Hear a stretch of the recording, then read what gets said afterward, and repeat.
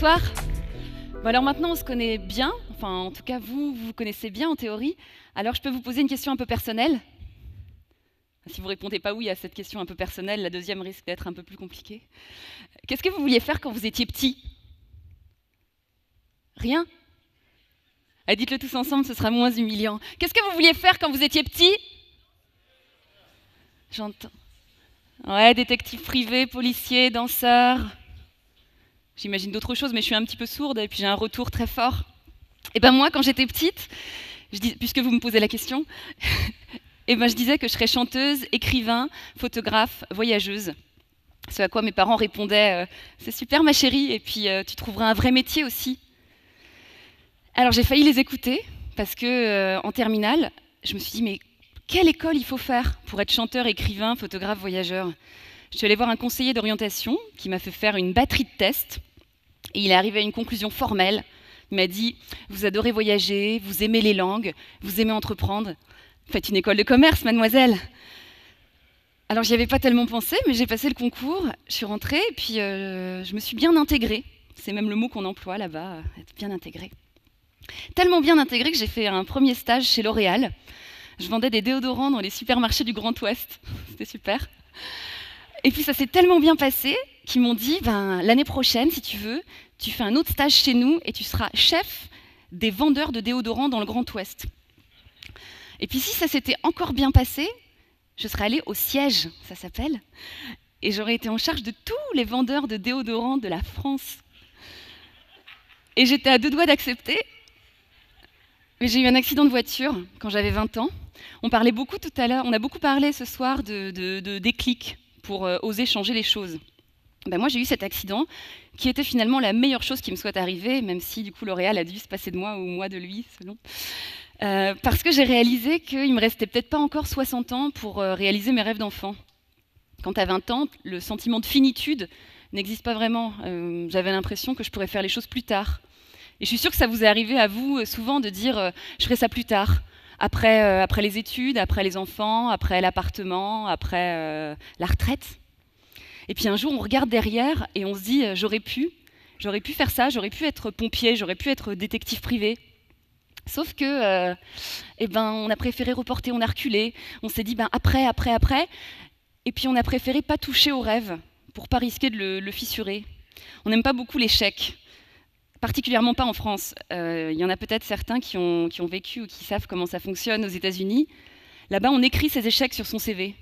On dit j'ai voulu passer une thèse, mais je ne l'ai pas terminée. J'ai monté une start-up, mais elle a coulé. Et les employeurs considèrent que c'est pas grave, que ça fait partie de ton cursus, que parce que tu as su dépasser ça, d'une, tu ne referas pas les mêmes erreurs, et de deux, ça prouve que tu as une force de caractère parce que tu as su rebondir là-dessus et continuer. Après cet accident, je me suis dit, qu'est-ce que tu vas faire, toi, pour ne pas remettre à plus tard? Alors j'ai commencé par aller voir ailleurs ce que faisaient d'autres femmes pour ne pas attendre le déclic, pour oser se lancer dans la réalisation de leur projet. J'ai monté un projet qui s'appelle 81 femmes. Je suis allée rencontrer 81 femmes nées en 81. Du coup, vous connaissez mon âge, on en reparlera après. Des femmes qui ont donc le même âge, mais qui sont très différentes, parce qu'elles cultivent leur domaine d'activité propre. On est allé rencontrer des artistes, des sportifs de haut niveau, des leaders politiques, des femmes qui, malgré des contextes parfois difficiles, réalisent leurs rêves. C'est-à-dire qu'on est allé dans des prisons, dans des bidonvilles, dans des déserts, voir des femmes qui font la différence entre ce sur quoi elles ont prise et ce sur quoi elles n'ont pas prise.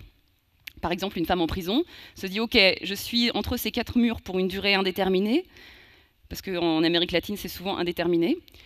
Donc soit je me laisse complètement mourir en disant « j'ai pas d'issue », soit j'essaie à l'intérieur de cette prison de trouver un moyen de changer les choses, de m'accomplir, de me sentir utile. Et c'est ce qu'ont fait ces 81 femmes. Cette personne en particulier a décidé de monter un journal dans la prison pour que les femmes puissent s'exprimer, avoir une source de revenus. Et elle nous a dit qu'elle avait trouvé sa raison de vivre dans ce contexte a priori inextricable. On a rencontré 80 exemples de femmes comme ça, de femmes qui osent et qui n'ont pas peur d'oser maintenant, c'est-à-dire qui ne reportent pas sans cesse leurs projets. Au retour, j'ai beaucoup parlé de ces femmes, j'ai fait des conférences, et on m'a dit « écris un livre !» Et sauf que là, c'est moi qui ai flippé. Je me suis dit « ah non, mais moi je ne sais pas faire ça, je ne veux pas prendre le risque de me retourner ». Parce que rentrer de ce genre de voyage, c'est très dur. On me l'avait dit, On m'avait dit oui, mais même si tu as l'impression que ta vie, elle te plaît vraiment avant de partir, quand tu reviens de ce genre d'expérience, c'est très difficile d'atterrir. Parce que c'est intense, parce que pendant 14 mois, tu bouges tout le temps, et qu'au retour, une fois passé l'excitation des retrouvailles avec tes proches, bah, tu te retrouves dans une sorte de routine qui est angoissante. Et là, tu as envie de partir. À ce moment-là, tous les jours, je regardais des billets d'avion. Je me dis, allez, tiens, je suis pas allée en Israël, ou alors je connais pas très bien l'Azerbaïdjan, c'est super. Et là, je me suis forcée à pas partir, parce que ça aurait été une fuite. Et j'ai repensé à l'accident, j'ai repensé à ces femmes. Puis je me suis dit, je peux pas être lâche comme ça, parler de leurs messages, et puis moi, pas les appliquer. Alors j'ai écrit ce livre qui s'appelle Same Same But Different. Alors pour ceux qui ont voyagé en Asie, je ne sais pas s'il y en a dans cette salle, ça devrait vous rappeler quelques souvenirs. En Thaïlande, on te sert cette expression à toutes les sauces, c'est le cas de le dire. Tu commandes un poulet et on te sert un bœuf, et on te fait « mais same same but different ».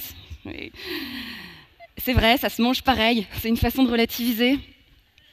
C'est aussi une référence à ces femmes, qui sont les mêmes parce qu'elles sont toutes nées en 81, mais qui sont différentes parce qu'elles cultivent leur singularité. Et c'est surtout un clin d'œil aux sensations du voyage. Parce que le dernier jour, quand je rentrais de Delhi à Paris, j'étais toute chamboulée, ça avait été tellement rapide ces 14 mois, je me suis dit, tiens, je vais écrire ce que je ressens là en direct pendant que j'atterris et je rentre à Paris.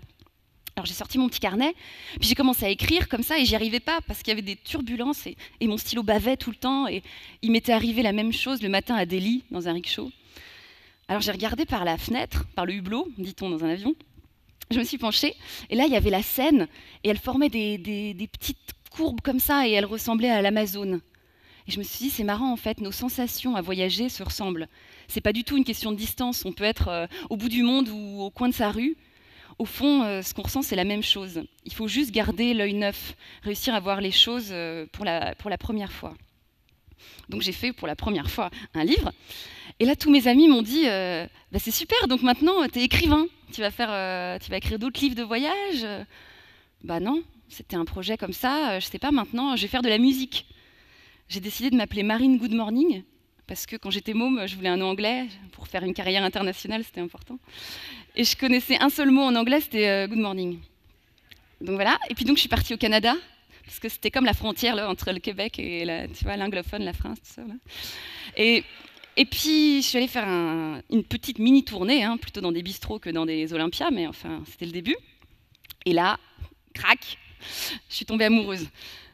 Alors je vous le dis parce que voilà, on se connaît, hein, vous m'avez dit ce que vous vouliez faire, tout ça. Moi je suis tombée amoureuse, comme ça m'arrive de temps en temps, j'avoue, d'un Québécois avec qui c'était une magnifique histoire platonique, tout à fait platonique pour de vrai.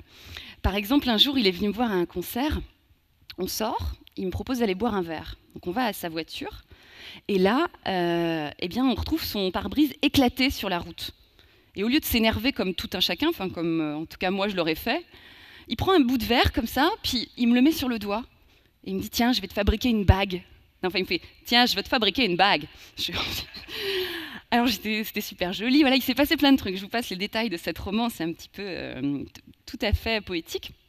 Je raconte ça à mes copines en France, qui sont émerveillées, elles me disent « Waouh, la chance, c'est magnifique et vous allez vous revoir ?» Ben non, je pense pas, enfin peu importe en fait. Et quand j'ai répondu ça, ben j'ai senti que ça n'avait plus de valeur pour elles, que c'était comme si d'un coup l'histoire ne comptait plus parce qu'il n'y avait pas de projection dedans. Alors je me suis posé la question, comment c'est possible que l'on soit une génération, enfin des générations d'ailleurs, qui refusons le mariage, qui prétendons vouloir rester libre et plus vouloir d'engagement. Et pourtant, dès qu'on rencontre quelqu'un, la première des questions qu'on nous pose, c'est et ça fait combien de temps? Et tu crois que ça va durer? Genre, c'est le bon? Comme si c'était ça qui faisait la valeur. Mais la nuit suivante, je me suis dit, tiens, pour réfléchir à ça, je vais retrouver les 24 personnes que j'ai aimées depuis que je suis née. Je savais que vous alliez rire comme ça. Parce qu'à chaque fois que je dis ça, tout le monde trouve que c'est beaucoup. Ma mère m'a même dit, mais t'es malade, on va dire que t'es une salope. Eh bien, réfléchissez bien, je suis sûre que si vous creusez un peu, vous en avez eu 24. Parce que dans ces 24, eh bien, il y a aussi l'amoureux d'enfance, le père, quelqu'un qui n'a pas voulu, qui n'a pas su. Tous ces moments qui forment une histoire d'amour, une sorte de bagage amoureux. Et alors, je les ai retrouvés aujourd'hui, je les ai photographiés à l'heure qui correspondait à un souvenir que j'avais gardé avec eux. Alors, tu sais que ça va un petit peu fissurer le souvenir, mais je voulais cette confrontation, de se dire, voilà, on sait qu'on n'a pas été les seuls, mais pour autant, dans l'instant, on s'est dit, je t'aime maintenant. Et vous voyez, comme tout ça est une affaire de signes et de voix pas très bien tracées, un peu sinueuses, comme ma petite scène Amazon, pour ce projet, je suis allée dans mon ancienne école primaire. Je voulais faire une photo d'un pins. Je vous raconte pourquoi. Quand j'étais en CM2, j'étais la première de la classe, un peu moche, un peu timide, avec des lunettes, une queue de cheval comme ça. Et j'étais amoureuse du cancre, mais je lui disais pas, je lui parlais pas. Et puis un jour, ce cancre, qui s'appelle David, si tu me vois quelque part, et il m'a dit, tiens, c'est pour toi, c'est un pins AXA Assurance, parce que mon père y travaille, et c'est pour te dire que je t'aime. Et alors, j'étais trop émue. Et j'ai porté ce pins tous les jours de l'année, c'était comme un diamant, c'était magnifique. Et donc, je suis allée dans cette école primaire, puisque je n'avais pas retrouvé David, pour photographier le pins. Et là, j'ai retrouvé mon école comme ça, à l'abandon. En fait, elle a fermé il y a quelques années. Je ne savais pas du tout, c'est dans une petite ville, une moyenne ville de province, à Saumur même, je peux vous le dire. Et j'ai escaladé les grilles, et là j'étais choquée, il y avait des arbres au travers du bitume, il y avait des bureaux renversés, des tags partout, des vitres brisées. Et au fil des pas, mais il y avait plein de souvenirs qui revenaient. Je me souvenais du savon jaune, que je trouvais dégoûtant parce que tout le monde l'utilisait, puis il faisait les mains toutes sèches, alors je me lavais jamais les mains. Puis après, j'ai vu le terrain de sport, et je me suis souvenue que moi, j'étais celle qu'on n'appelait jamais dans les équipes. Vous savez, quand il y a deux capitaines, là, et toi, tu restes toujours à la fin, ils font « Bon, Sandra ». Et il y en a d'autres, ça me fait hyper plaisir. Ça me fait hyper plaisir. Et puis, j'ai fait un livre qui m'est venu un peu comme ça, sans trop y réfléchir, qui s'appelle « Qui a tué Jacques Prévert ?» C'était le nom de cette école. Il vient de sortir. Et puis alors là, mes amis m'ont dit « Donc maintenant, ça y est, t'es photographe !» Parce que c'est un livre de photos. Et je me suis dit, pourquoi est-ce qu'on veut toujours nous mettre dans des cases? Pourquoi est-ce qu'il faut absolument avoir un seul métier? Au fond, toutes ces sortes d'outils que j'utilise, c'est rien d'autre que ça, c'est des moyens. On ne reproche pas à un peintre d'utiliser parfois de la gouache, parfois de l'aquarelle, parfois des pastels. C'est juste changer d'outil, pas se laisser enfermer dans une hyper spécialisation. Mais moi, c'est ce que j'essaie de faire. J'essaie de continuer à jouer, c'est-à-dire à utiliser des choses que je ne maîtrise pas bien. Être comme un petit enfant qui prend une boule de pâte à modeler pour la première fois et qui essaie de faire une cathédrale, puisqu'on en parlait tout à l'heure. Je suis très nulle pour faire de la pâte à modeler, mais j'essaye. Et l'enthousiasme de l'amateurisme nous pousse à prendre des risques, parce qu'on n'a pas un sentiment d'exigence trop fort. Il me semble qu'il faut essayer de suivre la maxime de Brel, qui disait il faut bien du talent pour être vieux sans être adulte. Alors moi j'essaye, c'est pas facile parce que je l'oublie très souvent. On se fait très vite rattraper par la routine, par le confort. Et alors à chaque fois que ça me revient, chacun ses petits trucs, mais moi je me barre. Je vais voir ailleurs si j'y suis. Et tous les étés par exemple, avec une amie, on part 28 jours, un cycle de femmes, c'est la journée, c'est l'heure d'en parler, en stop, à travers l'Europe.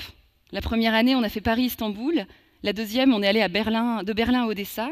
Et cette année, si tout va bien, on fera Athènes-Helsinki. On s'appelle les petites poussettes, parce qu'on fait du pouce. Et que comme le petit pousset, on sème des petits galets dans les voitures pour retrouver notre chemin et pour symboliser la pierre que chaque conducteur apporte à notre édifice. C'est des jeux, vous voyez, mais c'est des jeux avec des règles. Mais des règles qu'on se fixe nous-mêmes, ce qui est beaucoup plus agréable et beaucoup plus facile à suivre. Le jeu, c'est une affaire sérieuse. C'est une des choses que je voulais vous dire aujourd'hui, c'est qu'on a toujours l'impression que c'est un truc de gosse et que nous, non, on est raisonnable, on ne va pas s'abaisser à faire des choses comme ça. Mais quand vous regardez des enfants jouer, c'est très sérieux. Ils se disent, alors toi, t'es le flic, et puis moi, je suis le voleur, mais on dirait que j'ai une jambe en bois. Et si le gamin oublie qu'il doit avoir une jambe en bois, mais l'autre ne voudra plus jouer avec lui. C'est très sérieux. Et quand je fais des conférences, j'en fais quelquefois dans des entreprises ou d'autres endroits, on me dit souvent, mais moi, j'ai plus l'âge de jouer. C'est quand est-ce qu'on a une date de péremption pour arrêter de jouer? Je vous ai donné mon âge déjà, alors je peux aller un peu plus loin. Le 11 prochain, j'aurai 33 ans. 33 ans, c'est ce que l'Éris appelait presque l'âge d'homme. C'est aussi ce que ma mère appelle l'âge d'acheter un appart, de me marier, de faire des enfants. Et moi, j'ai pas tellement envie de ça. Alors pour ces 33 ans, j'ai décidé de faire une sorte de jeu qui rassemble toutes les disciplines que j'aime. Ça s'appelle 33 tours.